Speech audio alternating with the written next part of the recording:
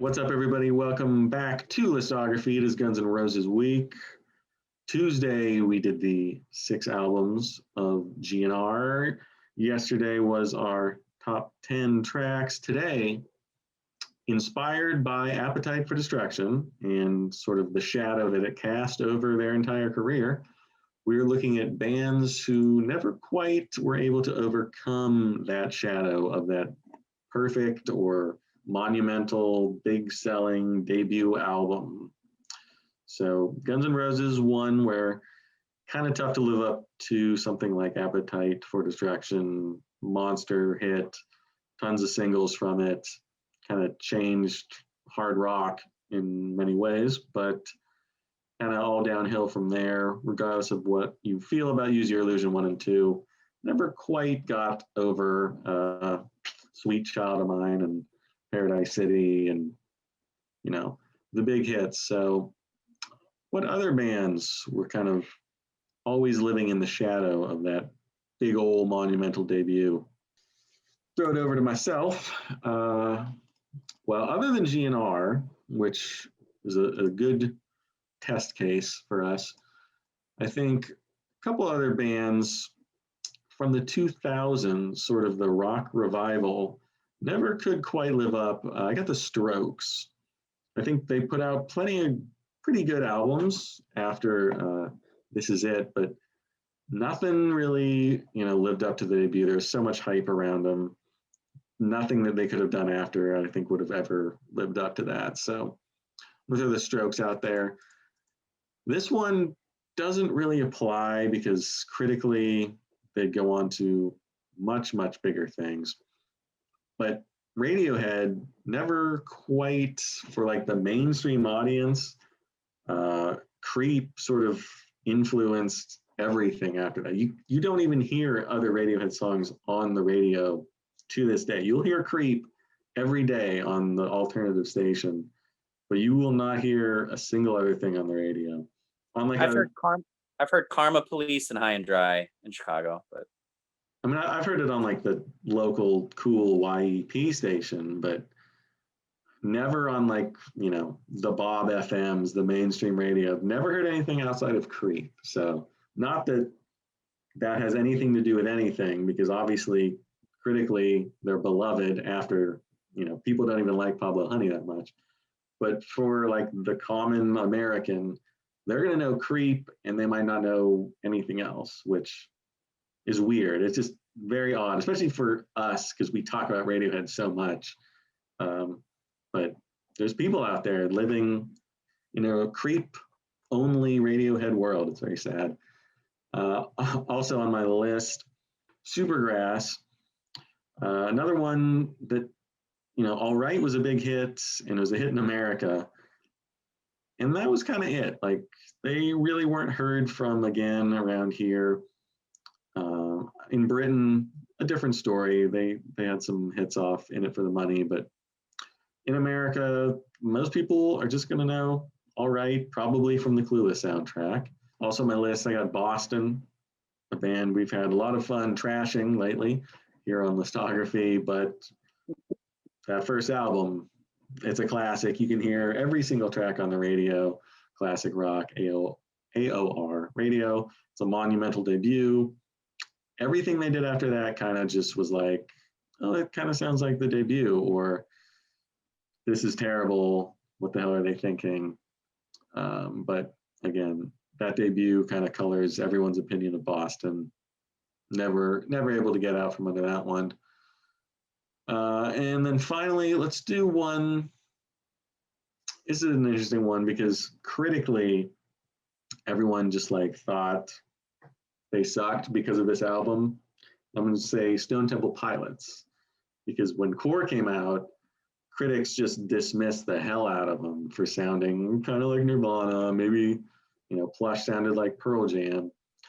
And even with a great record like Purple, and I like Core plenty, but, Purple, I think, significantly better songwriting. Didn't really sound like Pearl Jam or Nirvana at all.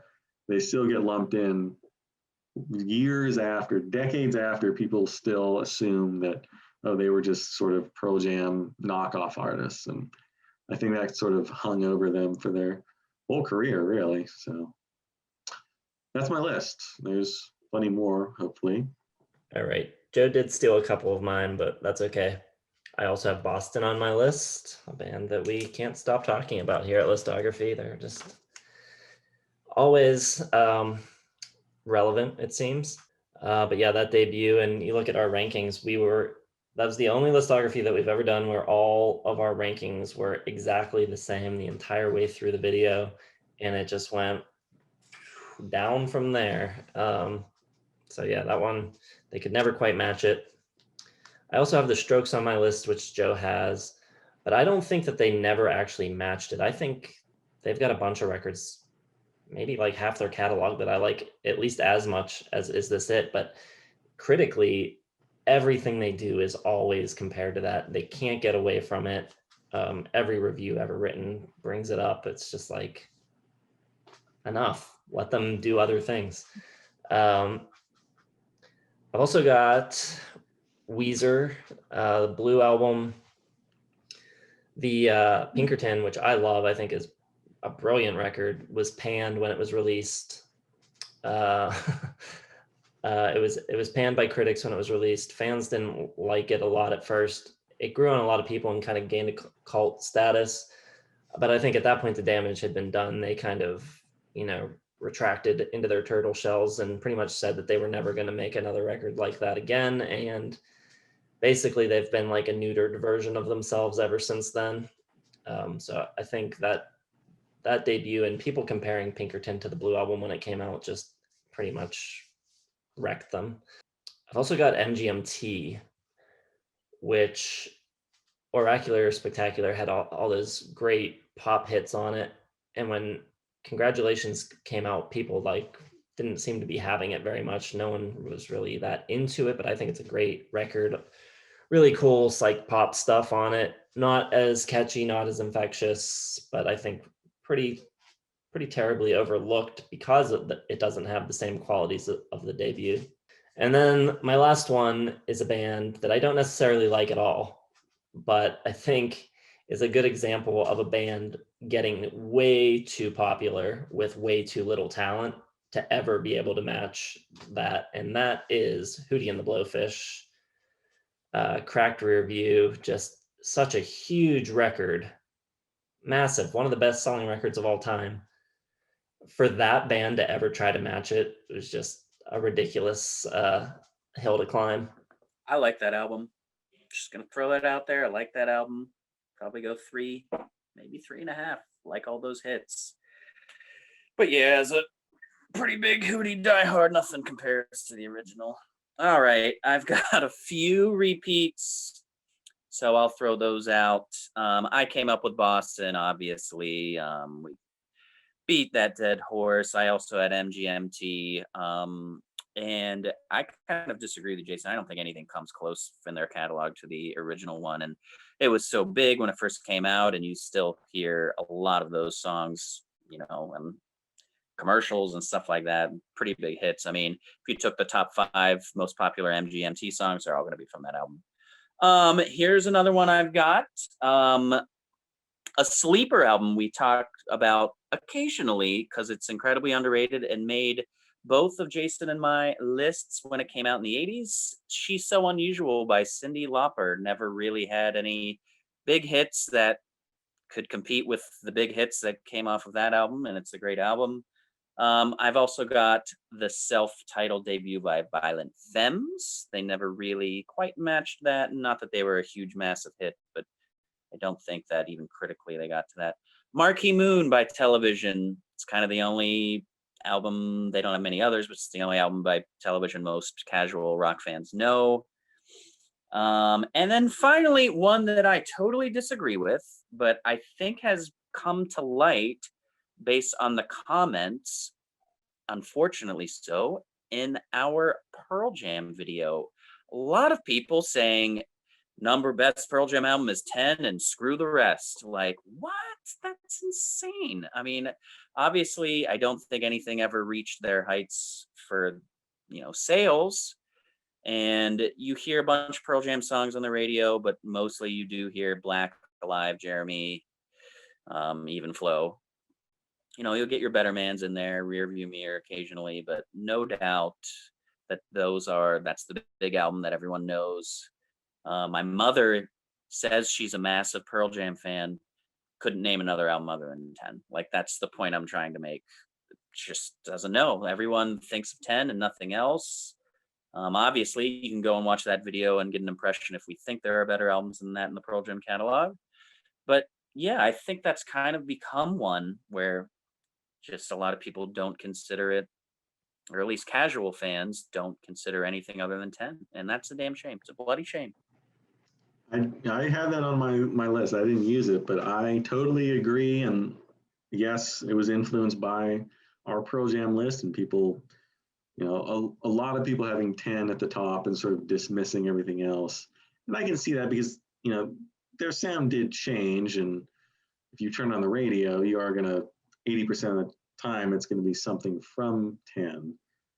Obviously, I think they have lots of other great songs and albums, but kind of like a self-reinforcing cycle where people just hear those songs and sort of just forget about the rest of their long and excellent careers. So I can definitely see Pearl Jam. I also had another hype band on mine, Franz Ferdinand, who could not live up to the debut. I think everyone knew their big hit, Take Me Out, and then sort of everything after that just was never going to live up to that. That was another band. There was so much hype. I remember seeing every single music magazine talking about Franz Ferdinand. I went out and bought that album. Kind of disappointing. Not going to lie. Everything after that, not great. Yeah, that's all I got. But you might be able to put Hot Fuss in there too, because I mean, when they released singles from Sam's Town and other things, they had a little bit of a run, but still everyone remembers Somebody Told Me and Mr. Brightside.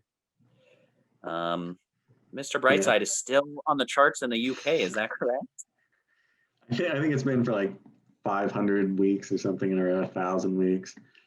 There were a couple like of those ilk that's kind of like throwback rock bands. Another one would be The Darkness, who totally buried by Believe in a Thing Called Love. Their second album sort of, it's okay, but it's like they're trying so hard to like do something to get themselves out of that shadow, and it just totally backfired in the UK. Here in the US, never really, lived up to their potential. And they were huge. I mean, they were massive in the UK after the first album, and I think they sort of shot themselves in the foot, and then they broke up after that, and everybody was in rehab. So that's another one. I wouldn't say that it's like that massive of a shadow, but one band that I only listened to their debut basically is that TPOH record, Love Junk. And they have got some other okay records, but I mean, that's like miles ahead of anything else they ever did, I think. All right, that's probably it. There's probably no other ones. So the commenters can take this today off. You can go enjoy yourself. No, but if there are ones we're forgetting or other ones, make your case in the comments for why you think said band could not live up to the debut. And like the video, subscribe, hit the bell for notifications, check the video description for Facebook, Twitter, Instagram, website. And thus concludes Guns N' Roses Week. We hope you enjoyed it more than Jason did listening to Guns N' Roses. And check tomorrow for our recurring album of the year, hopefully. We're recording this when it's still going, but it might not air until it's over. So, Krams, you can just cut this part out. No. For Jason and Kramser, I'm Joe. Thanks for watching Listography.